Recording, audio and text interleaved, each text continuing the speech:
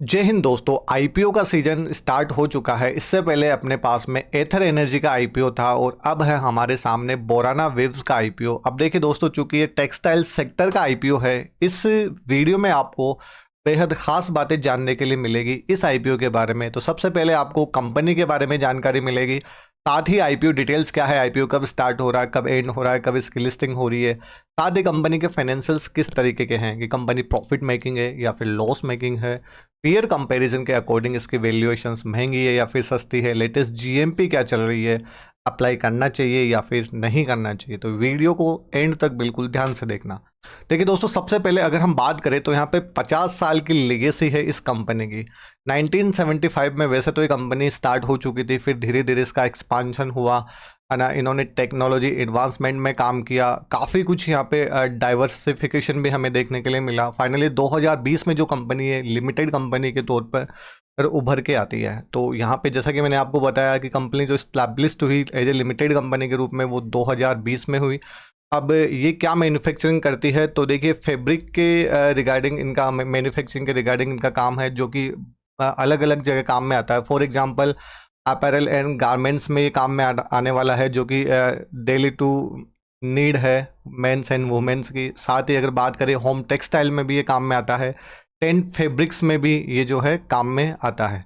तो बिज़नेस के हिसाब से देखें तो काफ़ी बढ़िया बिजनेस है कंपनी का। और कस्टमर बेस अगर देखें तो 170 जो है ये कस्टमर्स को ये सर्व करती है। और बेसिकली अगर देखें तो ये अपनी जो प्रेजेंस है वो गुजरात के अलावा भी बढ़ा रही है, राजस्थान में, हरियाणा में, दिल्ली में, वेस्ट बंगाल, उत्तर प्रदेश में। और देखें हम अगर इसके टॉप 10 जो कस्टमर्स हैं उनसे जो है लगभग 55% कॉन्ट्रीब्यूट होता है रेवेन्यू में।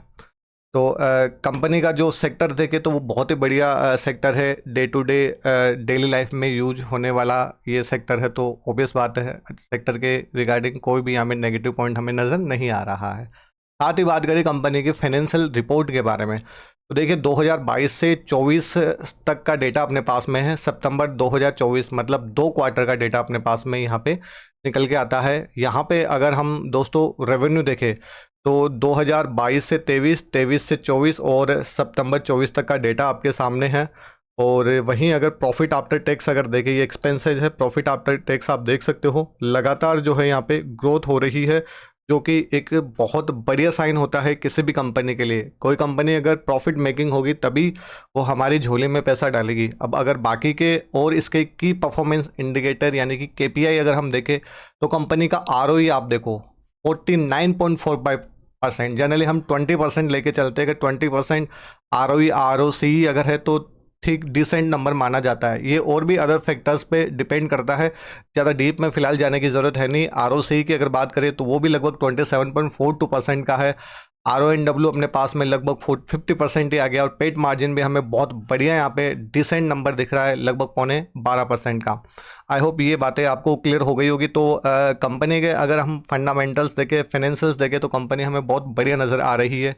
मेन बात आती है कि ये जो आईपीओ से पैसा रेज करने वाली है उसको क्या काम में लेने वाली है। तो देखिए सबसे बढ़िया बात है, ये जो है अपनी प्रोडक्शन कैपेबिलिटीज़ को एक्सपांड करेगी। है कहाँ पे? सूरत गुजरात में, जिसके लिए इनको 713.48 मिलियन का पैसा चाहिए। तो ये तो बहुत ही अच्छी बात है जब ये न्यू मैन्युफैक्चरिंग यूनिट यहाँ पे इस्टेब्लिश कर रही है। क्योंकि देखिए दोस्तों, बिजनेस है अगर कंपनी का, और बिजनेस भी अगर प्रॉफिट मेकिंग अगर बिजनेस है तो ऑब्वियस बात है वहाँ पे अगर हम भी इन्वेस्ट करते हैं तो कहीं ना कहीं हम भी प्रॉफिट वहाँ से बना पाएंगे। बाकी जो भी पैसा है जनरल कॉरपोरेट पर्पज और funding incremental working capital requirement के यूज़ में ये लेने वाले हैं। अब मेन बात आती है आईपीओ कब ओपन हो रहा है। तो दोस्तों आईपीओ जो है 20 मई को ओपन हो रहा है। 22 मई यहाँ पे लास्ट डेट रहने वाली है। थोड़ी सी एक दुख की बात यह है कि रिटेल कोटा यहाँ पे 10% ही रखा गया है। आईपीओ का साइज 0.67 करोड़ शेयर्स यहाँ पे रखे गए हैं। फेस वैल्यू यहाँ पे 10 रखी गई है। फिलहाल प्रोमोटर होल्डिंग बहुत बढ़िया है। जैसे ही आईपीओ लॉन्च होगा उसके बाद में भी प्रोमोटर होल्डिंग 70+ तो यहाँ पे रहने ही वाली है। अब बात करें अगर इसकी हम लिस्टिंग की, तो आईपीओ का जो लिस्टिंग है दोस्तों वो 27 मई को होने वाला है। और इसका जो अलॉटमेंट आएगा, अलॉटमेंट 23 मई को जो आने वाला है, वो कहाँ पे देख सकते हो? वो आप देख सकते हो कैफिन टेक्नोलॉजीज लिमिटेड जो इसका रजिस्ट्रार है इसकी वेबसाइट के ऊपर। आई होप आईपीओ से रिलेटेड जो बेसिक डिटेल्स है वो आपको क्लियर हो गई होगी। अब बात आती है इसके पीयर कंपैरिजन में। तो जो भी इन्होंने आरएचपी फाइल की उसमें कोई भी इनका लिस्टेड पीयर नहीं है शेयर मार्केट में। और जीएमपी की भी बात की जाए तो जीएमपी अभी नहीं है, चूँकि जैसे ही आईपीओ के लिए अप्लाई होना स्टार्ट हो जाएगा तब हमें एक्चुअल जीएमपी यहाँ पे नज़र आने वाली है। और सिर्फ जीएमपी के भरोसे ही हम किसी आईपीओ के लिए अप्लाई नहीं कर सकते हैं, ये बात बिल्कुल ध्यान में रखना। और बाकी जैसे ही जीएमपी आएगी और बाकी के और फैक्टर्स होंगे उसके अकॉर्डिंग फिर हम फाइनल डिसीजन लेंगे कि इसके लिए अप्लाई करना चाहिए या फिर नहीं करना चाहिए। थोड़ा सा वेट कीजिए, क्योंकि मार्केट पे भी बहुत सारी जो है कंडीशंस डिपेंड करती है एक आईपीओ के लिहाज से, क्योंकि अभी मार्केट में थोड़ा उतार चढ़ाव हो रहा है, तो थोड़ा सा वेट कीजिए।